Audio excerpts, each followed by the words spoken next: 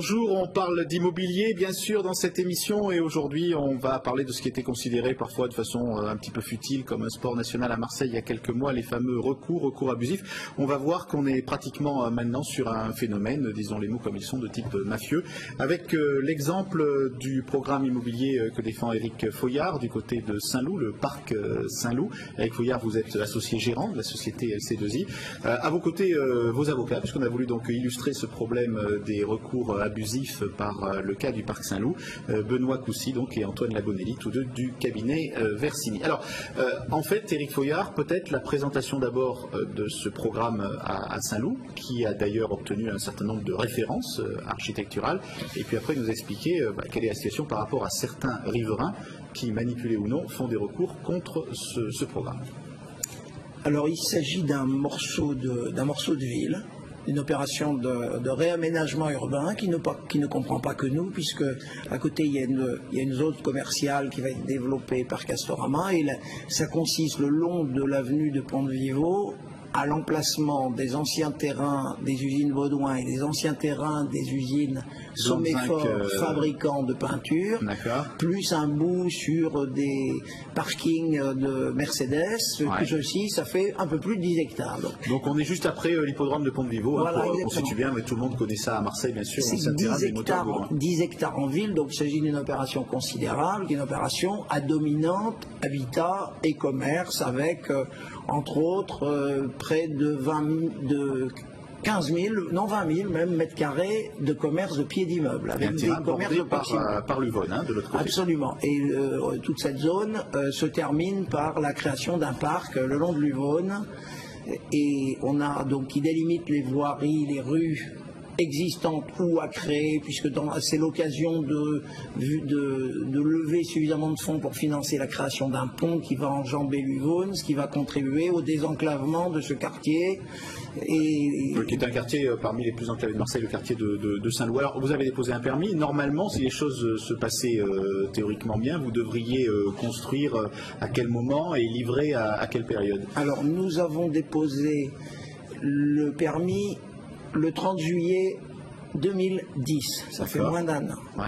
Le 31 août 2010, nous avions ce qu'on appelle la complétude, c'est-à-dire que l'administration nous dit votre dossier est entièrement complet, le délai de recours commence. Nous avons obtenu le permis le 28 décembre. Trêve des confiseurs oblige, nous l'avons affiché sur le terrain le 4 avec le conseil d'huissier, le 4 janvier, donc 4 février, et 4 mars. L'histoire a commencé. Normalement, le 4 mars, on était purgé de tout recours, et le courant début mai, on commençait les travaux. Voilà l'histoire normale. Pour livrer quand donc pour commencer à livrer, donc au début de l'automne 2012. D'accord. Voilà.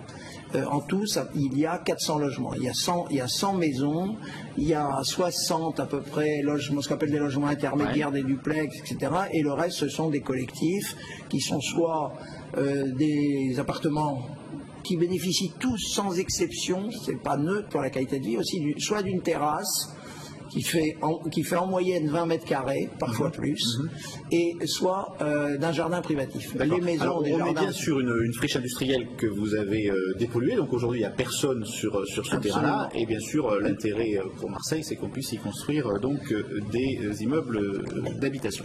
La réalisation de cette opération, à travers la valeur du terrain, finance aussi le redressement de la société Somméfort, qui a été rachetée par un groupe industriel français des Pyrénées, de l'Ariège, qui s'appelle Maestria. Et donc la vente de ce terrain leur permet de sauver cette entreprise dont ils ont regroupé tous les emplois, c'est-à-dire 240 emplois, sur un autre site qu'ils ont en région marseillaise. Donc on est dans une affaire assez exemplaire d'un industriel qui rachète une entreprise au bord du dépôt de bilan et qui sauve sans exception tous les emplois. Pour ça, alors on a bien compris l'intérêt économique, pour que quand même les avocats qui sont là aient le temps aussi de s'exprimer. Juste un mot, quand est-ce que les ennuis, on va dire, ont commencé en fait, et de quelle façon? Les ennuis ont commencé par des recours gracieux. Je trouve qu'ils ne sont pas si gracieux que ça. Ça veut dire quoi, un recours gracieux? C'est un recours qui est fait auprès du maire et pas directement auprès du tribunal. Un recours fait auprès du maire. Et on n'est pas obligé de motiver spécialement, il suffit de dire le permis que vous avez délivré ne me convient pas. D'accord. Donc je demande qu'il soit annulé. Ça c'est quelque chose qui arrive assez fréquemment sur des projets de cette ampleur-là. C'est des voisins qui se demandent ce qu'il va y avoir en face de chez eux. Plus fréquemment parce que il faut savoir que le voisin requérant peut attaquer directement. Et pour gagner du temps, et c'est là où le bas blesse, on fait un recours gracieux, malicieux, si je puis dire, qui est effectivement un droit, mais qui est abusivement utilisé. Et on a une augmentation des recours gracieux puisque ça proroge le délai de recours contentieux. Donc c'est 2 mois plus 2 mois. Et le recours gracieux permet effectivement d'introduire un recours contentieux postérieurement. Donc ça pour le promoteur et évidemment son cahier des charges, c'est très préjudiciable. D'accord. Donc on a commencé par des recours gracieux, et puis après vous avez eu l'impression que c'était très, très, très organisé tout ça, que c'était pas simplement des voisins qui étaient... Moi, si vous voulez, dans l'état actuel des choses, tout ce dont je peux parler, c'est d'indicateurs de tendance. Le premier indicateur de tendance pour exercer ce métier quand même depuis quelques décennies, c'est que les attaquants professionnels et les maîtres chanteurs déposent leur recours le dernier soir. Le temps est leur allié. Plus ils vous font perdre de temps, et plus donc ils attendent le dernier moment. Voilà. En fait. Ouais. Et bon là, pour vous, c'est symptomatique. Ce sont tous des recours des derniers 48 heures. D'accord. Dans la période gracieuse. De la période contentieuse, après, c'est mécaniquement enchaîné dans les 60 jours. Alors, c'est quoi la période contentieuse par rapport à la période gracieuse? Alors, la période gracieuse est de 2 mois, et la période contentieuse est aussi de 2 mois. Et l'une s'ajoute à l'autre quand on a eu recours au gracieux préalablement. D'accord. Soit c'est le contentieux direct, soit c'est le gracieux plus le contentieux. Et on assiste à un phénomène, une augmentation des recours gracieux qui permet de gagner du temps et de faire perdre du temps aux promoteurs.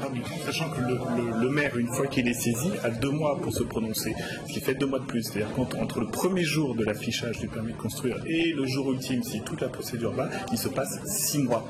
6 mois, c'est le maximum qu'il puisse tirer en ayant recours au recours gracieux, puis au recours contentieux. Alors, sans aller plus loin sur le plan de ces définitions, quelles sont les motivations qui sont amenées par les gens qui font des recours contre ce projet? Alors moi, je vais répondre en praticien, et puis après nos conseils vont vous répondre en juriste. Alors en praticien, je dirais que j'ai le sentiment, parce que c'est comme ça que je le vis, que plus vous en rajoutez, plus c'est nébuleux, plus c'est flou, plus ça va obliger le magistrat à prendre son temps pour juger, à nommer aux besoins des experts, toutes choses qui font durer le temps et passer le temps. On est pris en otage par le temps qui passe, alors qu'on a déjà investi un argent considérable dans les études, les honoraires d'architectes, des bureaux d'études, les diagnostics environnementaux. D'accord, donc ça c'est le point de vue du praticien, alors le point de vue des avocats maintenant. Le point de vue des avocats, c'est simplement qu'il y a un déplacement du contentieux. En fait, aujourd'hui, le juge administratif sert de guichet de réclamation, alors que c'est le juge civil, le juge de paix, anciennement le juge de paix, qui est là pour trouver un accord, et plutôt que d'aller devant le juge du droit privé, on va devant le juge du droit public, le juge administratif, et à cette occasion-là, on essaie d'obtenir... quoi mais justement, on sépare. Et c'est au promoteur d'aller finalement vers le requérant pour savoir ce qu'il en est des motivations réelles. Et le juge administratif est en quelque sorte pris en étau par rapport à des intérêts qui ne le regardent pas, une servitude de vue, un problème de mitoyenneté, c'est pas son problème, c'est le problème du juge civil. On a le droit pénal, le droit civil et le droit administratif. Tous les problèmes de droit liés au permis de construire se concentrent du côté du juge administratif. Alors surtout qu'ils devraient être répartis entre le juge pénal, une construction interdite, ou une malfaçon, non conformément au permis de construire, ça c'est du pénal, ou alors un problème de servitude pure et simple, et ça c'est du juge civil. Et il y a quelque chose de pervers à avoir développé un contentieux au sein d'une juridiction qui n'est pas adapté à ce contentieux-là. Mais bon, je reviens sur la motivation quand même, pour tous ceux qui nous écoutent en dehors des aspects juridiques. La motivation c'est quoi? C'est de faire du chantage et de gagner de l'argent, de dire voilà, c'est des promoteurs qui ont des moyens importants, donc... Ce serait aller vite en besogne, parce que je rappelle que le permis de construire est délivré sous réserve du droit des tiers. C'est simplement que de bouche à oreille s'est développée une tendance qui est de se mettre autour des projets immobiliers à venir, et il y a peut-être des personnes qui ont des problèmes avec le permis de construire, mais c'est surtout des problèmes de droit privé, de servitude, donc du juge civil. Et puis il y a les maîtres chanteurs, et ça il y en a un certain nombre, et ça devient tout à fait important comme phénomène. Et ces maîtres chanteurs déposent un permis, une simple lettre, un simple recours pour mettre à mal 2 ans d'instruction, enfin de dépôt d'études, de dépollution, d'instruction. Enfin, en quelques phrases, on peut mettre à mal tout un travail qui économiquement a des retombées locales. Ok. Alors Antoine Labonnelli, est-ce que cette distorsion qu'il y a entre la facilité de faire un recours et la complexité de déposer et de suivre un permis, parce qu'un permis, c'est pas simplement on le dépose, on va le suivre aussi avec les services d'urbanisme de la ville, surtout quand ce sont des permis de cette importance-là, il y a quand même apparemment une disparité trop forte. Exactement. Sur les permis de construire de très grande ampleur, le travail est fait largement en amont. Il est fait en amont, et quand le promoteur dépose la demande officielle de permis de construire, la ville a déjà été saisie en amont, bien en amont, et les études de plan ont été faites. Et après, dans la phase d'instruction du permis de construire, les services et le promoteur continuent à échanger et continuent à regarder comment améliorer le permis, et vérifier surtout s'il est conforme au PLU ou pas, enfin au plan local d'urbanisme. Ce qui veut dire qu'en réalité, quand un permis de très grande ampleur est délivré, il a été entièrement vérifié de A à Z par les services de la mairie, par le promoteur, par les juristes du promoteur, par les avocats du promoteur. Et par le préfet. Et par le préfet. Dans le cadre du contrôle de légalité. Exactement. Et ce qui fait que toutes ces choses-là font que il est extrêmement rare qu'il puisse y avoir une erreur, une boulette sur le permis de construire. Alors, il nous reste à peu près 1 minute. Éric Foillard, vous avez presque pris la tête des professionnels de l'immobilier, parce que vous avez même fait un manifeste sur ces questions-là. Donc récemment, il y avait la réunion du club immobilier Marseille-Provence, et vous avez bien été présenté comme celui qui porte aujourd'hui ce message-là. Est-ce qu'il n'y a pas quand même un peu une responsabilité de la profession? Est-ce qu'il n'y a pas eu des petits arrangements quelquefois qui font que des mauvaises habitudes se sont installées? Alors, moi, je n'ai jamais procédé à aucun arrangement.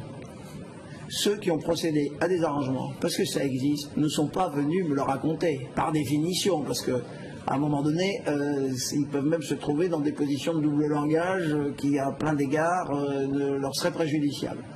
Moi, je crois que ce problème ne se résolvera pas tant qu'il y aura des gens qui continueront à payer.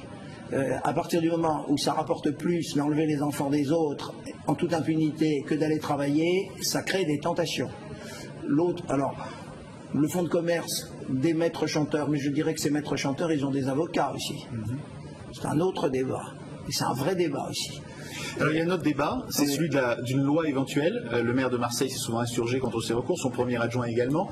Où en est-on de ce projet, ou de cette idée de faire une loi pour lutter contre ces recours abusifs? Alors, moi, je ne suis pas législateur, donc voilà.